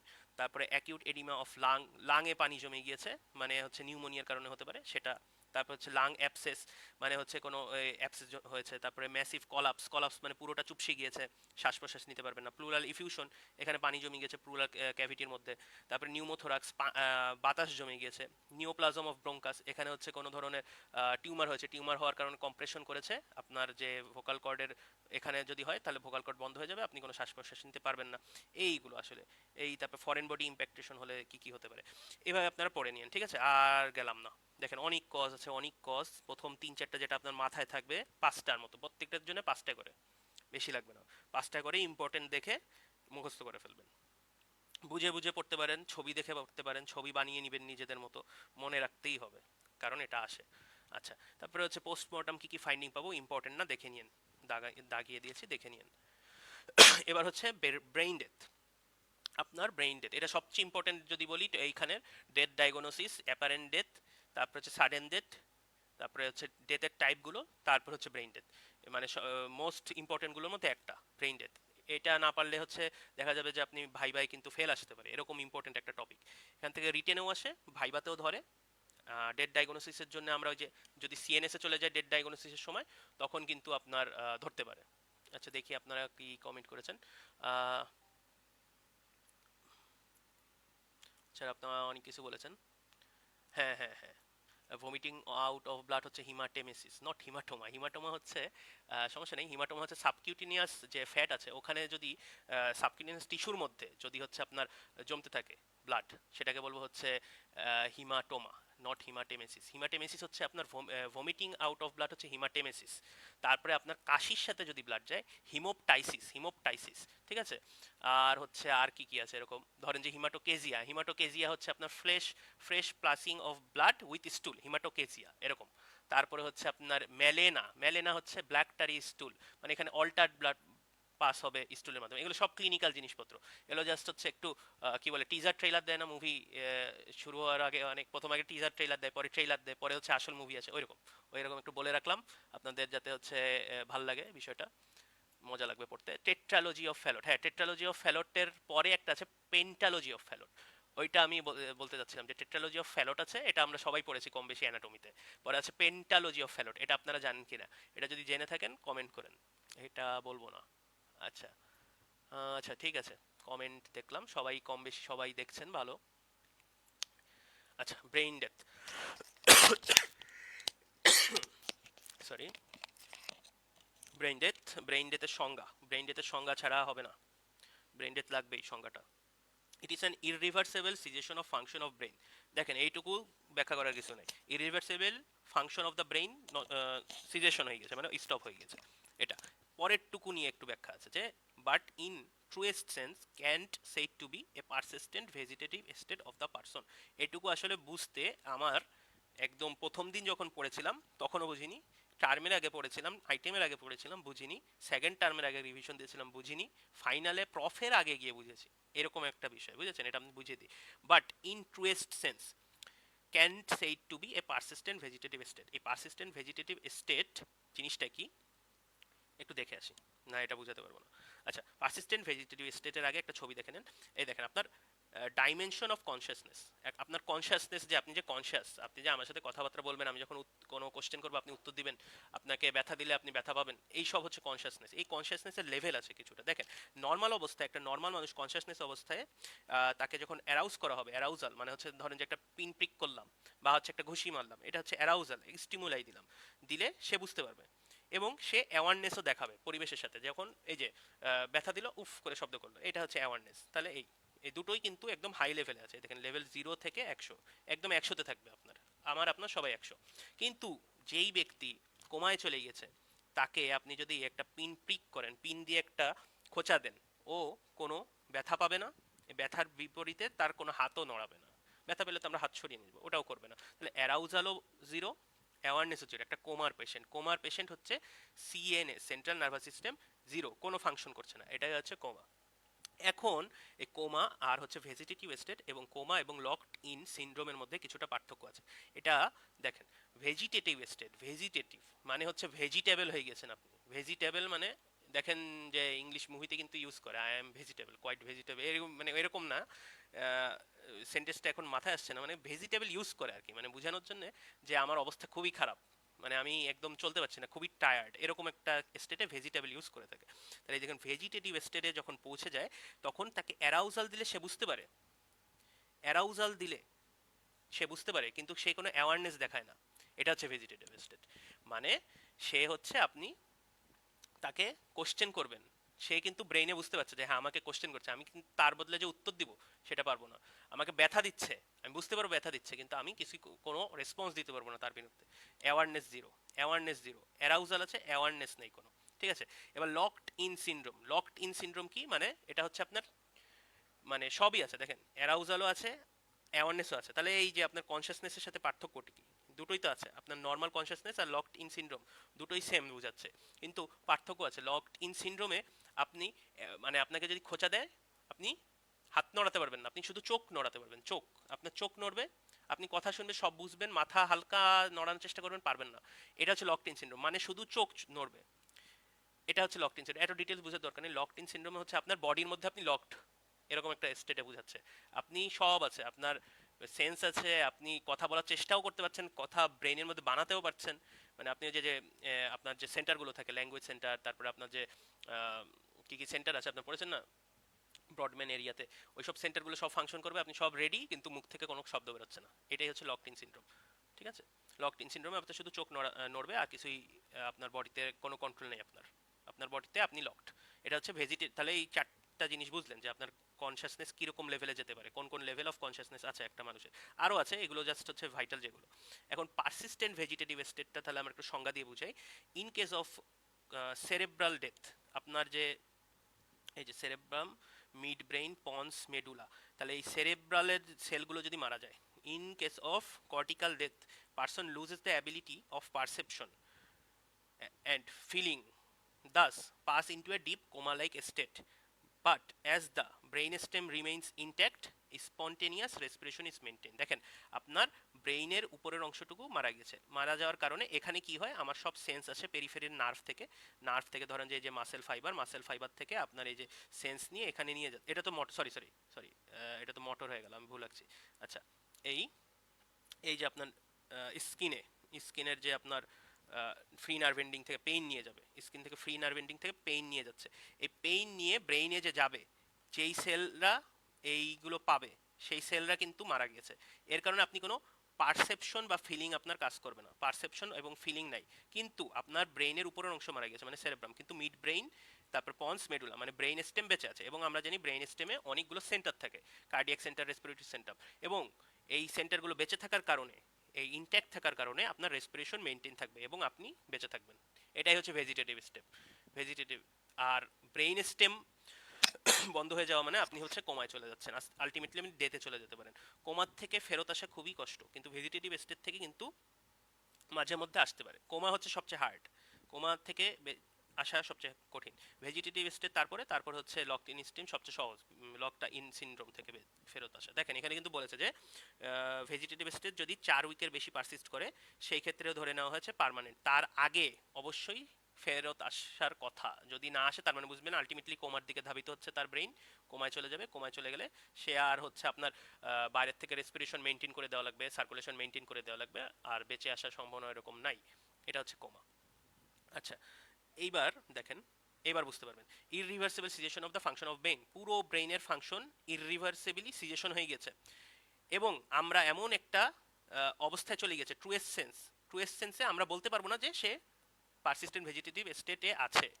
পারসিস্টেন্ট ভেজিটেটিভ স্টেটে কিন্তু ব্রেইন স্টেম কাজ করছিল, ঠিক আছে, ব্রেইন স্টেম কাজ করছিল, কিন্তু irreversible situation of the whole brain হয়েছে, আমার ব্রেইন স্টেম কাজ করবে না এরকম একটা অবস্থাকে বোঝানো হচ্ছে। এই কথাটা এটা বলছে ট্রু এসেন্স, আসল অর্থে এটাকে কোনোভাবেই পারসিস্টেন্ট ভেজিটেটিভ স্টেট বলা যাবে না, এটা বোঝানো হচ্ছে। এইটুকু জাস্ট বোঝানোর জন্য এত কথাবার্তা। এইটুকু সংজ্ঞায় দেখবেন যে আপনাদের বারবার বাগিং করবে, আপনারা যখন সংজ্ঞাগুলো মুখস্থ করতে যাবেন দেখবেন যে এইটুকু আসলে না বুঝেই মুখস্থ করতে হয়, কিন্তু বুঝিয়ে দিলাম।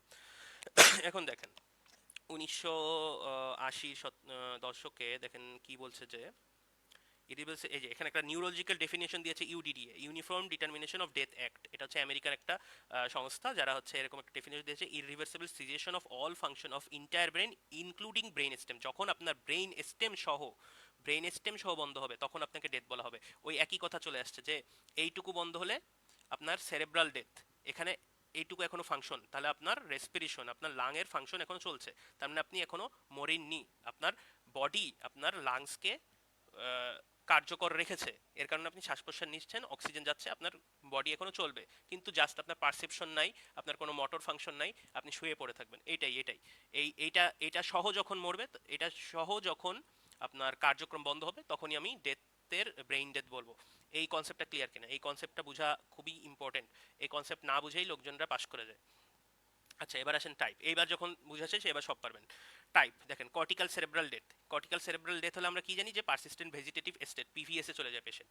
একই সংজ্ঞা, যে হচ্ছে আপনার সেরেব্রাল ডেথ হবে যখন হচ্ছে ডিপ কোমা লাইক স্টেটে চলে যাবে, কিন্তু ব্রেইন স্টেম যেহেতু ইনট্যাক্ট আছে, স্পন্টেনিয়াস রেসপিরেশন মেনটেন থাকবে, বডি রেসপিরেশন মেনটেন করতে পারবে, কোনো পারসেপশন পাবে না, কোনো ফিলিং পাবে না। এটা হচ্ছে কর্টিক্যাল বা সেরেব্রাল ডেথ, উপরের অংশের ডেথ। এটা দেখেন কি কারণ হতে পারে, সেরেব্রাল হাইপোক্সিয়া হয়েছে, যেমন হাইপোক্সিক ইস্কেমিক এনসেফালোপ্যাথি। হাইপোক্সিয়া মানে টিস্যু লেভেলে আপনার অক্সিজেনের ঘাটতি, ইস্কেমিয়া মানে হচ্ছে আপনার অক্সিজেনের ঘাটতি না, এখানে হচ্ছে আপনার অক্সিজেন নিউট্রিশন দুটোর ঘাটতি। কেন? কারণ আপনার ব্লাড ফ্লো কমে গেছে, ব্লাড ফ্লো কমে যায়। দেখেন আপনাকে ইস্কেমিয়ার পার্থক্য আর হচ্ছে হাইপোক্সিয়ার পার্থক্যটা একটু বুঝিয়ে দিই, এটা বেসিক ক্লিয়ার করা লাগবে, বেসিক ক্লিয়ার না করলে আপনার মুখস্থ করে লাভ নাই। হাইপোক্সিয়া কখন বলবো? যখন হচ্ছে টিস্যু লেভেলে অক্সিজেন কমে যাবে, যখন অক্সিজেন প্লাস নিউট্রিশন দুটোই কমে যাবে, তখন সেটাকে আমরা ইস্কেমিক একটা স্টেট বলবো। ইসকে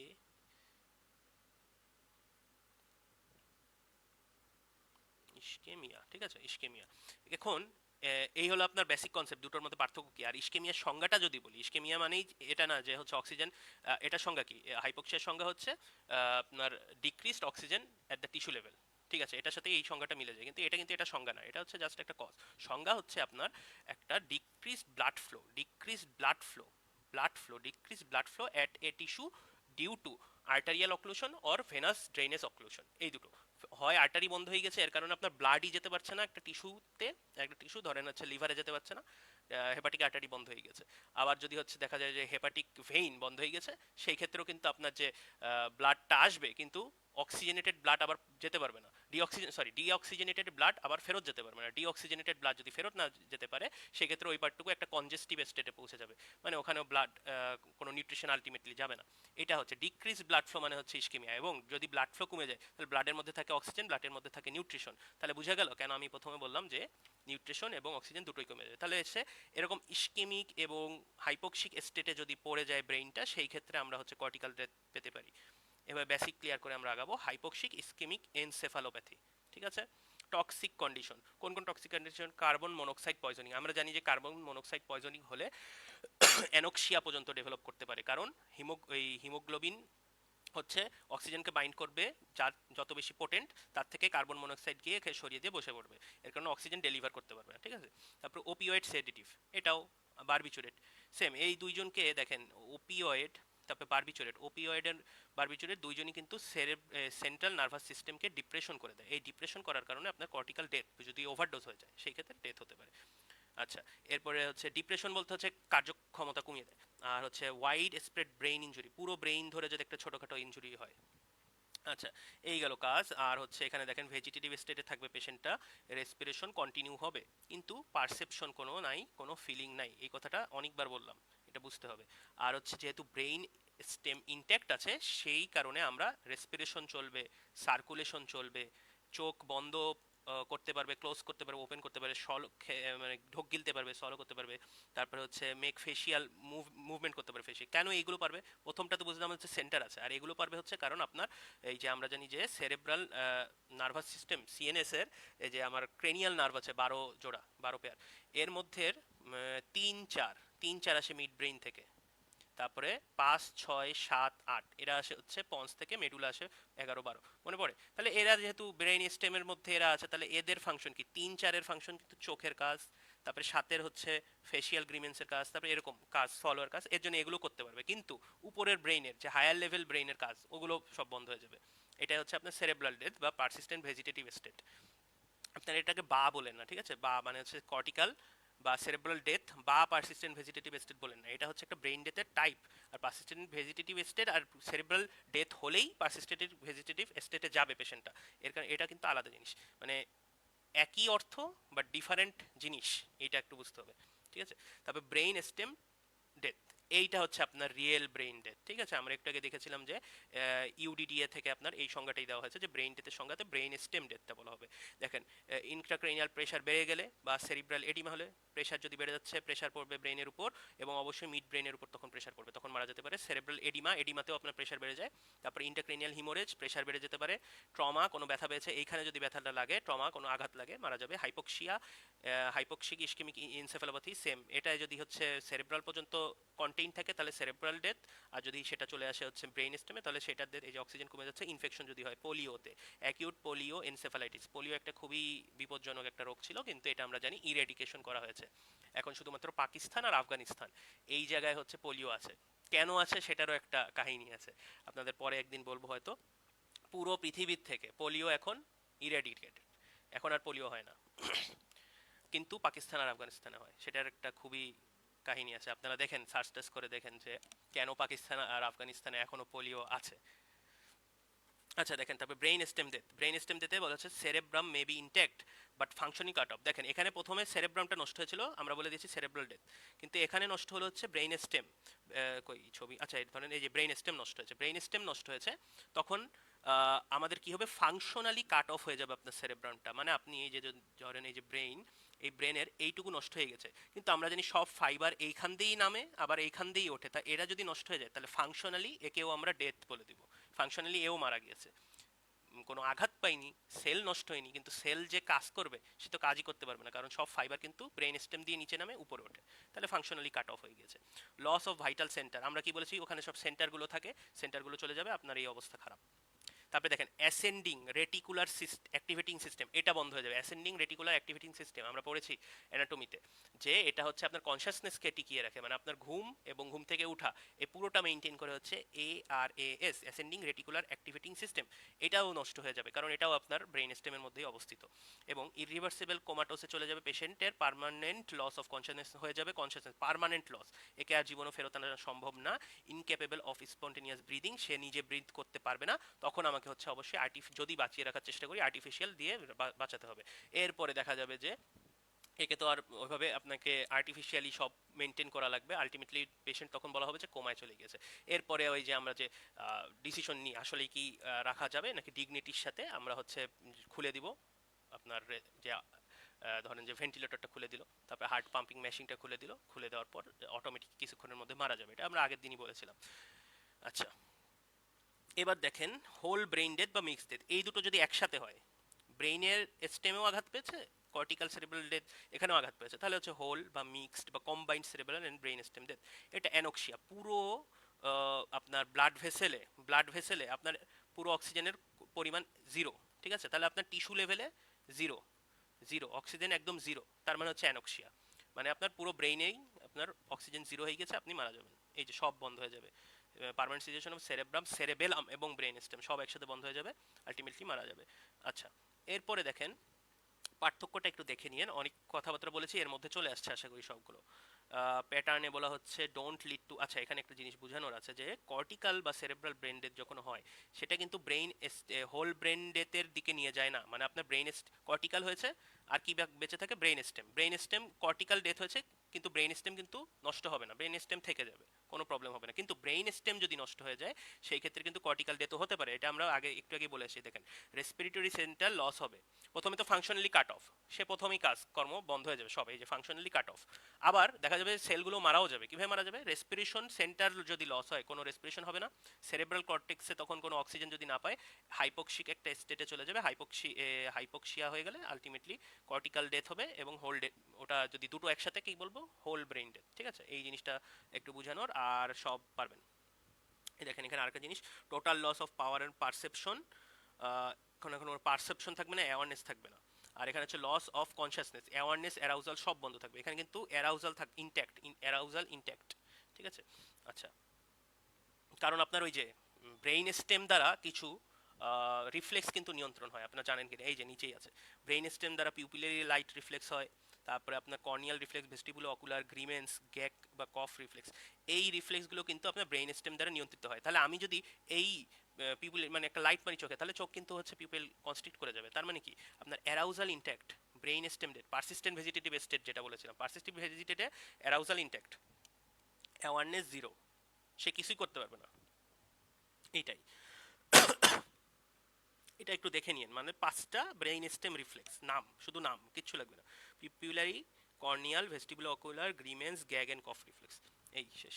আচ্ছা, এরপরে দেখেন পারসিস্টেন্ট ভেজিটেটিভ স্টেট আর হচ্ছে লিভিং ক্যাডাভার। আচ্ছা, এটা শেষ করে নিই, এটা যেহেতু একবার দেখিয়ে আসছি যে পারসিস্টেন্ট ভেজিটেটিভ স্টেটে আপনার হচ্ছে কি কি হয়, death may occur months or year later due to extension of the cerebral damage to and to form intercurrent infection, মানে কি হবে আপনার তো যে সেরেব্রাল ডেথ হয়ে গেছে, মানে সেরেব্রাল যে নিউরনগুলো সেগুলো মারা গেছে, তো সেটা যদি আবার এক্সটেন্ড করে নিচের দিকে মাঝে মধ্যে নামতে পারে, আমরা একটু আগে পড়েছিলাম যে এটা সাধারণত নামে না, এই যে প্যাটার্ন কি, cerebral don't lead to whole brain death, কিন্তু এক্সেপশন তো আছে, এক্সেপশনে সেটা এক্সটেনশন হয়, সেরেব্রাল ডেথটা পুরোটুকু এক্সটেনশন করে নিচে যদি নেমে যায় ব্রেন স্টেম নষ্ট হয়ে মারা যেতে পারে।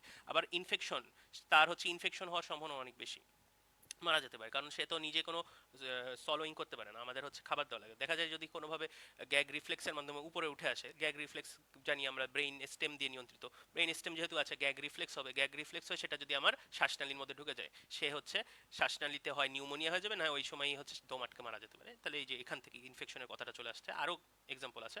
তারপর দেখেন, কিন্তু আপনার হচ্ছে লাইফ যদি সাস্টেইন করতে চান তাহলে তাকে নিউট্রিশন এবং হাইড্রেশন দিতে হবে, সে নিজে কিছু খেতে পারবে না, নিজে কিছু পান করতে পারবে না, এটাই বলা হচ্ছে। এইটুকু একটু দেখে নিন, এখানে কিছু বলার নাই। এগুলো বলেছি সব কিছু সলভ করতে পারবে, চোখ খোলা বন্ধ করতে পারবে। তারপরে নন কগনিটিভ ফাংশন, এই যে এটা একটা ইম্পর্টেন্ট জিনিস, নন কগনিটিভ ফাংশন কিন্তু থাকবে, সে কিন্তু ব্রেইনের মধ্যে কিছু না কিছু আপনার সাবকনশিয়াস লেভেলে চিন্তা ভাবনা চলতে থাকবে বডির, কনশিয়াস লেভেল না থাকলেও সাবকনশিয়াসনেস কাজ করবে। আর স্লিপ ওয়েক সাইকেল, একটা ঘুম থেকে উঠা, ঘুম থেকে জাগা, এরকম একটা সাইকেল ব্রেনের মধ্যে চলতে থাকবে, আপনি কিছুই বুঝতে পারবেন না, ও বুঝতে পারবে না, কারণ ওর কনসিয়াসনেস নেই, বাট চলবে চলবে, বডির ব্রেইন আছে, ব্রেইন থাকলে চলবে। আর হচ্ছে স্পন্টেনিয়াস মুভমেন্ট মাঝে মধ্যে হতে পারে, এটা একটা লেখা আছে, এইটুকু জানলেই হচ্ছে। আর এই যে এখানে আমরা বলেছিলাম 4 উইকের বেশি থাকলে আমরা হচ্ছে ধরে নিই পারসিস্টেন্ট ভেজিটেটিভ স্টেটে চলে গেছে, পারসিস্টেন্টে যদি চলে যায় সেই ক্ষেত্রে দেখা যায় যে আমরা ইউথ্যানাসিয়া করে দিই। এই যে প্যাসিভ ইউথ্যানাসিয়া, ইউথ্যানাসিয়া বলতে আপনার হচ্ছে মানে সেলফ ইনফ্লিক্টেড ডেথ, সে হচ্ছে নিজে নিজে চয়েস করে মারা যায়, মানে ও তো চয়েস করবে না, করবে হচ্ছে আপনার পরিবারের মেম্বাররা বলবে যে আচ্ছা ঠিক আছে, তাহলে ডিগনিটির সাথে আমরা যেহেতু বেঁচে ওঠা সম্ভব না এমন একটা পর্যায়ে পৌঁছে গিয়েছে বডিটা, সেই ক্ষেত্রে পারমিশন টারমিশন নিয়ে আমরা হচ্ছে ডেথ সার্টিফিকেট রেডি করে জাস্ট হচ্ছে ভেন্টিলেশনটা খুলে দিবে, কার্ডিয়াক যে আপনার পাম্পটা খুলে দিবে, আলটিমেটলি প্যাসিভ ইউথ্যানাসিয়া, মানে আপনি প্যাসিভলি জাস্ট খুলে দেওয়ার কারণেই মারা গেল, এটা হচ্ছে প্যাসিভ। আর আছে আরেকটা আছে অ্যাক্টিভ, অ্যাক্টিভে কি করে আপনার হচ্ছে বিভিন্ন পয়জন ইনজেক্ট করে মারা যায়, এটা কিন্তু সুইজারল্যান্ডে অ্যাক্টিভ ইউথ্যানাসিয়াটা এখন লিগালি চালু করে দিয়েছে, খুবই খারাপ অবস্থা।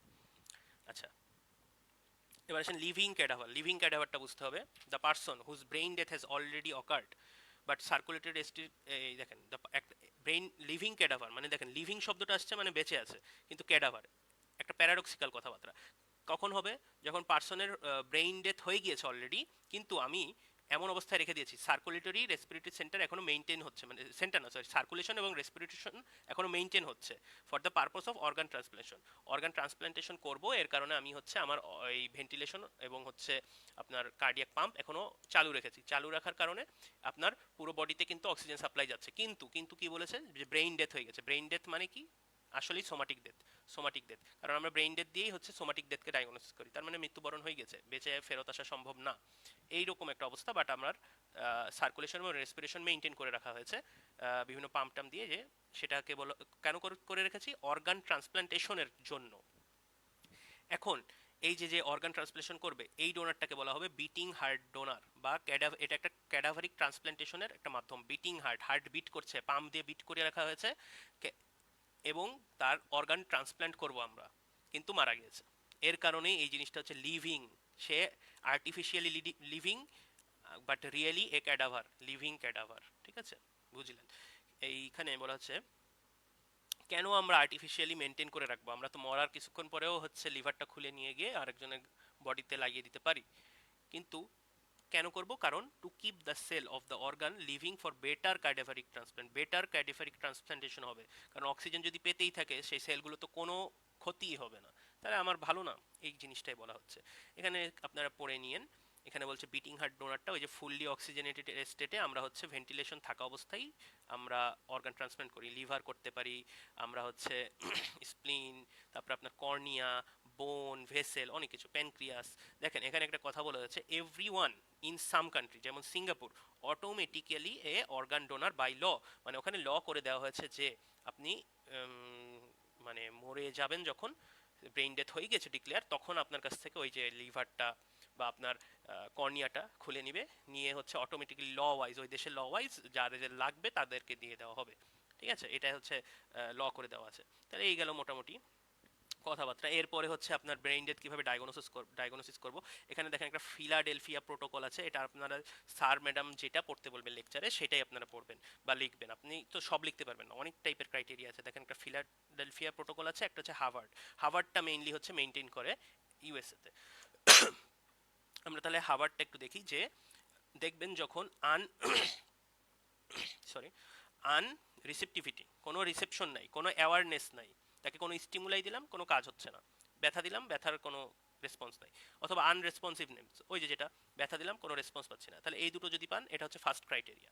সেকেন্ড ক্রাইটেরিয়া কি? কোনো মুভমেন্ট নাই, স্পন্টেনিয়াস, কোনো মাস্কুলার মুভমেন্ট হবে না যদি পেইনফুল স্টিমুলাই দিই। পেইনফুল স্টিমুলাই দিলে মাসেলের মুভমেন্ট হবে না, তাহলে নো মুভমেন্ট, 2 নাম্বার গেল। এই দুটো কাছাকাছি। এরপরে অ্যাপনিয়া, 1 ঘন্টা ধরে অ্যাটলিস্ট ফর 1 ঘন্টা কোনো শ্বাস প্রশ্বাস নিতে পারবে না, কোনো শ্বাস প্রশ্বাস ব্রিদিং পাচ্ছি না, আমি ব্রিদিং কোনো ডিটেক্ট করতে পারছি না, অ্যাপনিয়াতে চলে গেছে, অ্যাবসেন্স অফ রেসপিরেশন, অ্যাপনিয়া 1 ঘন্টা ধরে। 3 নাম্বার, 4 নাম্বার হচ্ছে অ্যাবসেন্স অফ রিফ্লেক্স, কোনো এই যে right reflex, pupillary reflex, corneal reflex, এগুলো কেন দেখা লাগছে? কারণ এগুলো মিড ব্রেইন দ্বারা নিয়ন্ত্রিত, এবং আমরা যে জানি মিড ব্রেইন দ্বারা যখন ডেথ হবে, যখন তখন মিড ব্রেইন বলতে সরি, ব্রেইন স্টেমের ডেথ যখন হবে, তখন আমরা তাকে ultimately brain death, main brain death বা হোল ব্রেইন ডেথ বলতে পারবো, তাছাড়া কিন্তু বলতে পারবো না। তাহলে এগুলো আমাদের দেখা হচ্ছে অবশ্যই নিডেড। এবং আমরা ক্লিনিক্যালি কিন্তু আগের দিন বলে ফেলেছি যে সোমাটিক ডেথ ডায়াগনোসিস করার সময় আমরা রাইট রিফ্লেক্স দেখি। দেখেন সোমাটিক ডেথ আর ব্রেইন ডেথ দেখার জন্য একটু পার্থক্য আছে। এখানে আমরা মেইনলি সিএনএস গুলো দেখি, সিএনএস এর ম্যাক্সিমাম গুলোই দেখা হয়। আর সোমাটিক ডেথ ডায়াগনোসিস সময় আপনার হচ্ছে ইসিজি, তারপর আপনার রেসপিরেটরি রেট, ওগুলো দেখে কনফার্ম করা হয়, তার সাথে সিএনএস আসে। তাহলে ব্রেইন ডেথ, এবং আমরা ধরে নিই যে ব্রেইন ডেথ মানে ব্রেইন স্টেম নষ্ট হয়ে গেছে, সেন্টার নষ্ট হয়ে গেছে, বাকি দুটো সিস্টেমও আলটিমেটলি নষ্ট হয়ে যাবে, মানে আপনার বন্ধ হয়ে যাবে, যেটা হচ্ছে হার্ট এবং রেসপিরেশন, দুটোই কিন্তু আলটিমেটলি বন্ধ হয়ে যাবে যদি আপনার সেন্টার না কাজ করে। এর জন্য ব্রেইন ডেথটা খুব ইম্পর্টেন্ট। ব্রেইন ডেথ দেখেই আমরা হচ্ছে ডেথটাকে কনফার্ম করতে পারি। হায়ার লেভেলের যে হসপিটালগুলো, ওখানে কিন্তু এভাবেই কনফার্ম করা হয়। আচ্ছা, এরপরে দেখেন কোনো রিফ্লেক্স থাকবে না, আলটিমেটলি হচ্ছে আপনার সিএনএস অ্যাক্টিভিটি জিরো হয়ে যাবে, যেটা কনফার্ম করার জন্য আমরা একটা ইইজি করব, ইলেকট্রোএনসেফালোগ্রাম, সেটা আইসো ইলেকট্রিক বা ফ্ল্যাট দেখাবে, এই লাইন এরকম হয়ে যাবে। না এরকম তো না, এই এটা হচ্ছে আপনার ইসিজি, এটা যদি একদম এরকম হয়ে যায়, এই। আচ্ছা, এটা কি করতে হবে দেখেন, আপনার ব্রেইন ডেথ কনফার্ম করার একটা ক্রাইটেরিয়া তো বুঝলাম, কিন্তু কে করতে পারবে, কতবার করতে হবে, এটা একটু দেখেন। অ্যাটলিস্ট 2 জন ফিজিশিয়ানকে করতে হবে, অ্যাটলিস্ট 2 জন ফিজিশিয়ান। কে কে হতে পারে? যেই ডক্টরটা ওই পেশেন্টের ট্রিটমেন্ট দিচ্ছিল এতদিন, the doctor who treated the patient, অথবা ইনচার্জ অফ দ্য হসপিটালের ইনচার্জ যিনি, যেই ডাক্তারটা সবচেয়ে মেইন। তারপর নিউরো ফিজিশিয়ান বা সার্জন, কারণ আমরা সিএনএস দিয়ে ট্যাকেল করছি ব্রেইন ডেথ, তাহলে নিউরো ফিজিশিয়ান বা সার্জন।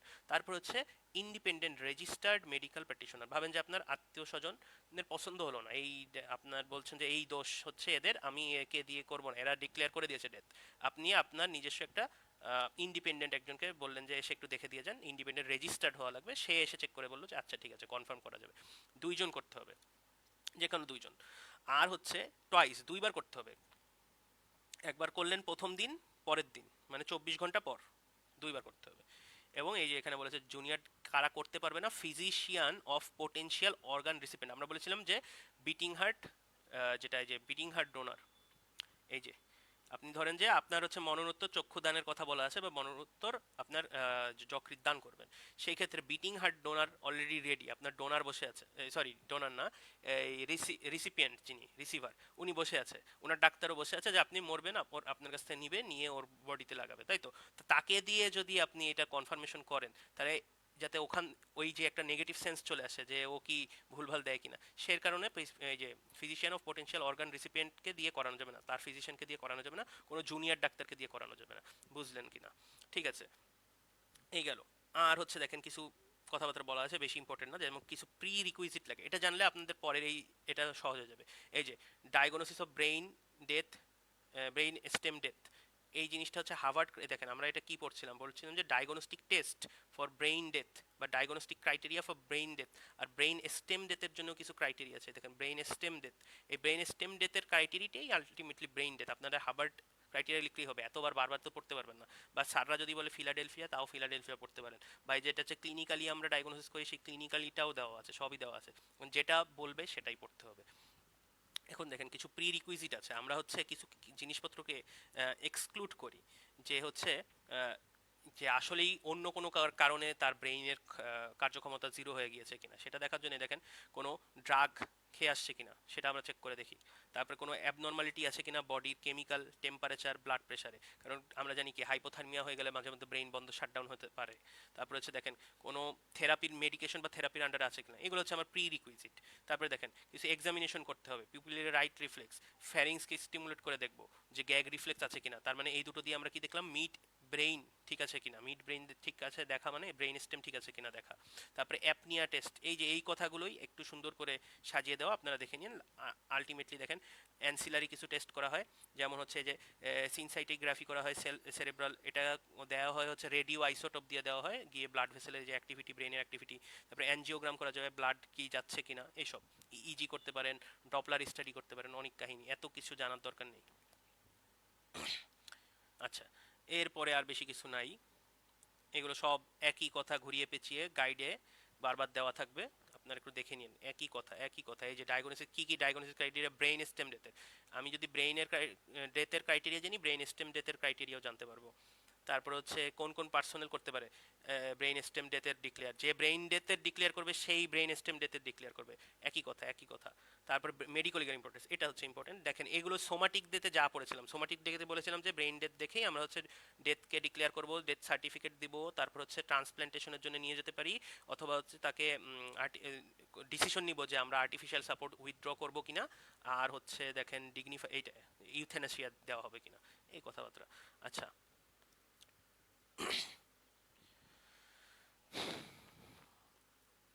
এই দেখেন টাইপ অফ অর্গান ট্রান্সপ্ল্যান্টেশন বা টিস্যু গ্রাফটিং, এটা একটু জানতে হবে। যে আমরা এতক্ষণ বলছিলাম যে মরে যাওয়ার পর মরণোত্তর আপনার দানের একটা বিষয় আছে, অর্গানের দান করা যায়, তা সেটা তিন ভাগে ভাগ করব, মেইনলি তিন না সরি চার ভাগে ভাগ করব। এটা আমি একটু দেখিয়ে দিই, এখানে একটু লেখার ভিন্নতা আছে। দেখেন তার আগে জানি ট্রান্সপ্ল্যান্টেশন কি, গ্রাফটিং কি, ফ্ল্যাপিং কি, বেসিক বেসিক কনসেপ্ট। ট্রান্সপ্ল্যান্টেশন আমরা সাধারণত অর্গান যখন প্রতিস্থাপন করি সেটাকে ট্রান্সপ্ল্যান্টেশন বলি। গ্রাফটিং আর ট্রান্সপ্ল্যান্টেশন ইন্টারচেঞ্জেবল শব্দ, কিন্তু গ্রাফটিংটা মেইনলি ইউজ করা হয় স্কিনের ক্ষেত্রে, স্কিন গ্রাফট করে, SKIN, স্কিন গ্রাফটিং করে। এখন এই স্কিন যখন গ্রাফটিং করবেন এবং এটা ওয়ান প্লেস টু আনাদার নিয়ে যাবেন উইদাউট দেয়ার ব্লাড সাপ্লাই, মানে কি, স্কিন ধরেন যে এইরকম হচ্ছে আপনার স্কিন থাকে, এখান থেকে ব্লাড ভেসেল, কিন্তু নিচে যখন যেটা ডার্মিস ওই লেভেলে গিয়ে ব্লাড ভেসেল থাকে, আপনি এইটুকু নিয়ে উঠিয়ে নিয়ে লাগান, সেটা গ্রাফটিং। আপনি পুরোটুকু উঠিয়ে নিয়ে লাগান মানে ব্লাড ভেসেল সহ তার ব্লাড সাপ্লাই সহ উঠিয়ে নিয়ে লাগান, তাকে বলবেন ফ্ল্যাপিং। উইথ ব্লাড সাপ্লাই হচ্ছে ফ্ল্যাপ, উইদাউট ব্লাড সাপ্লাই হচ্ছে আপনার গ্রাফট, আর হচ্ছে অর্গানকে আমরা সাধারণত বলি ট্রান্সপ্ল্যান্টেশন। এই হচ্ছে বেসিক।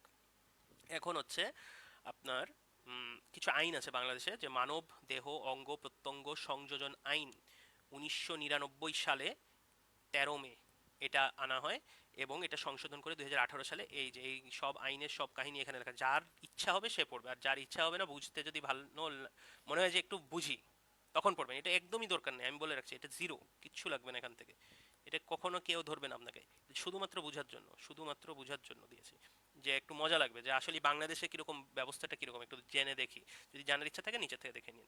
এই যে হিউম্যান অর্গান ট্রান্সপ্ল্যান্টেশন অ্যাক্ট, এটা দেওয়া হয়েছিল এই বাংলাদেশের ওই সব আইনটা নিচে লেখা। এবং এখানে হচ্ছে আমরা এখন টাইপে আসি, কোন কোন ধরনের আপনার অর্গান ট্রান্সপ্ল্যান্টেশন সিস্টেম আছে। এটা যদি আমরা পার্সন টু পার্সন মানে হচ্ছে ডোনার এবং রিসিপিয়েন্টের সাথে সামঞ্জস্য রেখে তাদের টিস্যুর ম্যাচের ভিত্তিতে যদি আমরা করি, আমরা জানি যে টিস্যু টাইপিং করে নেওয়া লাগে, এই টিস্যু টাইপিং এর বিষয়টার উপর ভিত্তি করে আমার এই চারটা ভাগ করা হয়।